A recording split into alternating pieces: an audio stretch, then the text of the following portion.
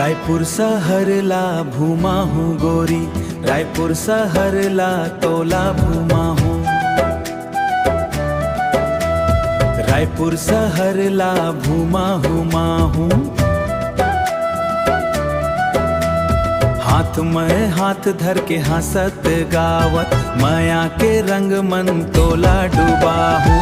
जैसे तुम चौकले सफर शुरू करबो, मरीन ड्राइव माँ संझा घूमबो।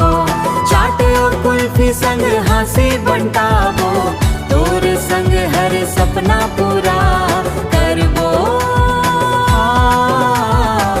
तोर संग हर सपना पूरा करबो। बूढ़ा तालाब के ले हरिया गवाही, दिल के बात आज तोला सुनाही।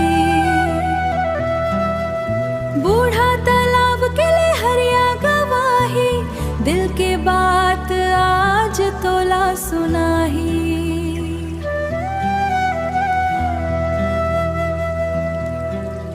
रायपुर के गलीली महके माया गोरी, तै मोर जिंदगी छैया।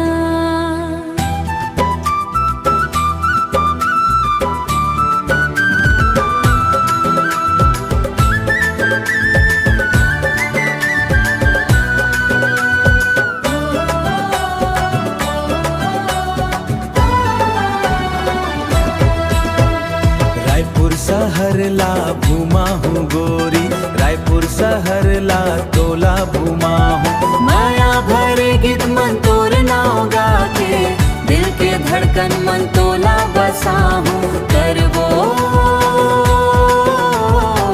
दिल के धड़कन मन तोला बसा हूँ। रायपुर शहर ला माया भरे गीत मन हंसत गावा